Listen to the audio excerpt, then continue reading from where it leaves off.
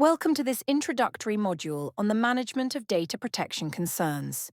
This module will help you to understand how you can handle risks and issues. In this module, we will explain the characteristics of a risk and how it differs from an issue. We will also help you to understand prioritization according to a 5x5 risk assessment matrix. We will also discuss the different stages of a risk and where to focus as a data protection practitioner.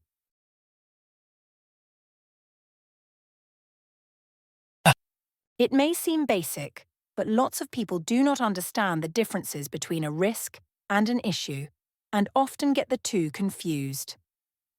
It is important that you grasp the difference, as it is likely that an issue will require your attention much sooner than a risk.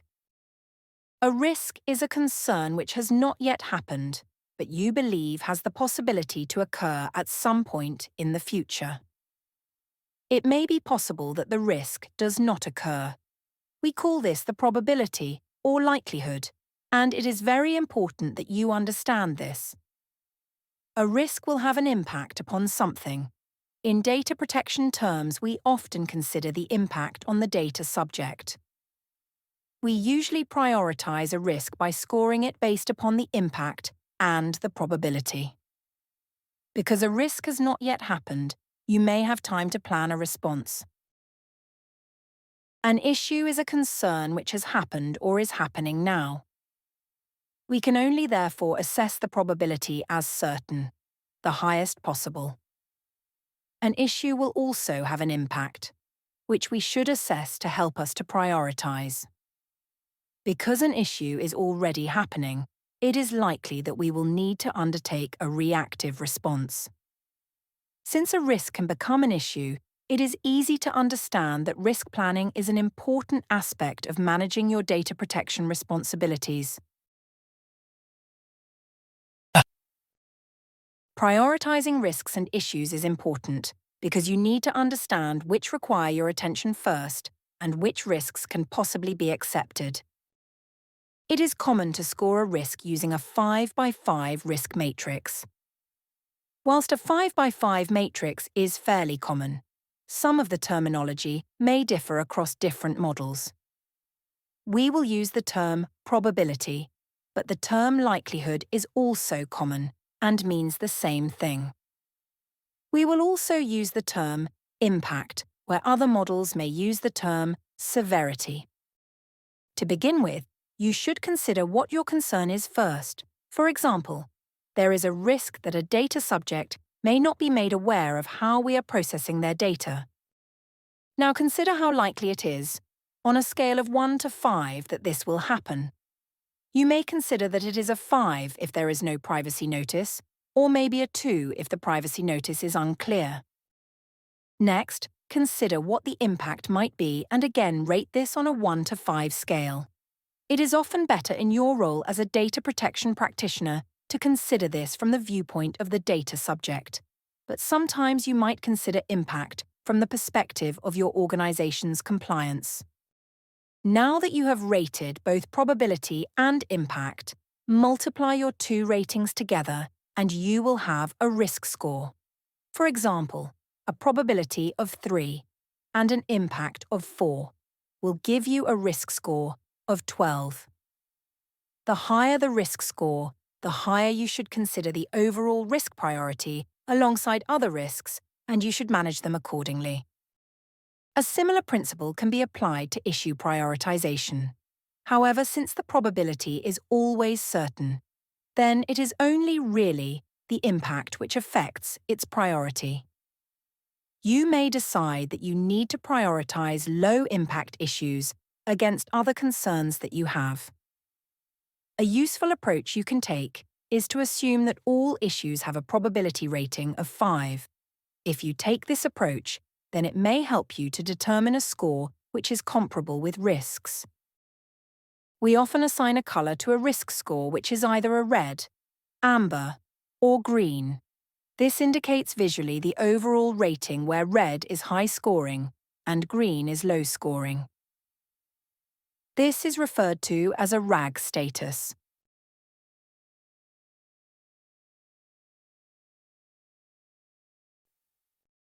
Once you have identified and prioritized your risks, you will need to decide on the best way to treat them. These treatment strategies will be different depending upon your organization's risk appetite. The first strategy which we can consider is acceptance. Here we will accept the risk without adding any additional controls. This strategy is often applied where both probability and impact are low. This may be because whilst there is a risk, there are existing controls in place which mitigates it. For example, sensitive personal data may be processed in colleague management, but the higher risk data is protected by restricting access to HR colleagues only. You might also rely upon acceptance when the risk is within your organization's risk appetite. When applying the acceptance strategy, you should record your reasons for accepting the risk without change to ensure you can justify your approach. Another strategy to consider is avoidance. Here we will change the way that we do things to the extent that the risk no longer applies. This strategy is often applied where both probability and impact are high and the risk cannot otherwise be reduced. Quite often, we would employ avoidance when the risk is too great and the controls required outweigh the benefit. You might decide that the best way to deal with the risk is to stop undertaking the activity. When applying the avoidance strategy, you should record your rationale for your assessment. It is also good practice to record any options considered. You might also consider the transfer strategy. Here we won't avoid full accountability, however, we will ensure that another party assumes responsibility for it. This strategy is often applied where the third party has established controls to manage the risk better. For example, we might identify that storing paper records on site creates an unnecessary storage risk. By employing a third-party document storage provider, we might improve our records management and reduce our internal storage risks. Another example of transferring risk is to insure against it. For example, you may identify that your organization carries a risk from hackers. By purchasing cybersecurity insurance, the financial aspects of the risk could be reduced. It is good practice to record who you have transferred your risk to when updating your risk log. Finally, we will consider risk reduction. This strategy is possibly the most common strategy applied. When looking to reduce a risk, we will need to consider what additional controls or actions we can take, which will lead to a lower risk score. The objective is to reduce the risk to an acceptable level. Quite often, these risks will need to be monitored regularly to ensure the controls remain effective. We will look more into how we manage risk reduction in the next section.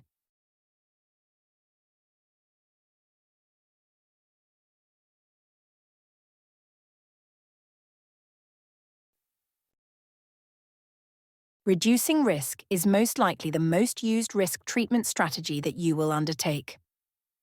The objective of the reduction strategy is to reduce the risk down to an acceptable level.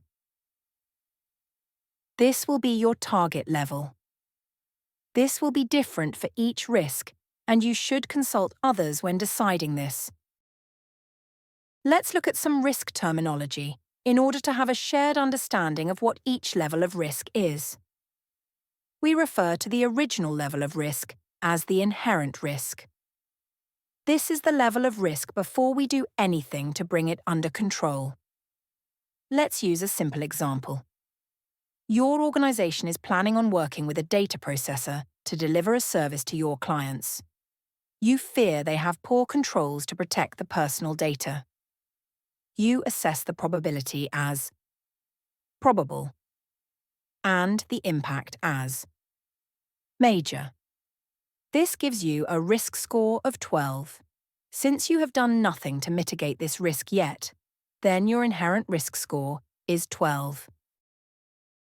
A target risk level is the level which is desired or acceptable. This is the level at which we are aiming to achieve after we have implemented all of our controls. Going back to our data processor example, you might decide that you need a contract in place which mandates specific data protection controls and an option to undertake an audit in 6 months.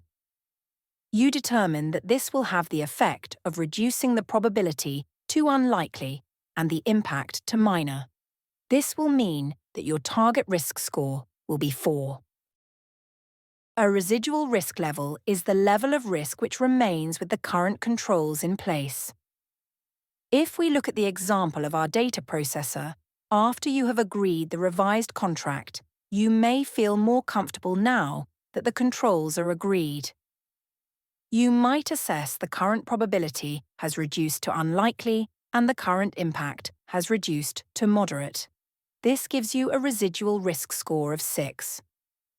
Only when you have a completed audit will you be satisfied that the impact is minor, meaning your target level of 4 is still to be achieved. In our example, we wanted to reduce the inherent risk level of 12 to a target risk level of 4. To achieve this, we needed to put in place a SMART action plan. SMART stands for specific, measurable, achievable, relevant, and time-bound. The 2 actions were to include specific controls within the contract and perform an audit within 6 months. These would meet the SMART criteria by having clear actions that were agreed up front with an objective of delivery within a defined timescale. When managing a risk, you should ensure that your actions are planned and recorded up front on your risk log.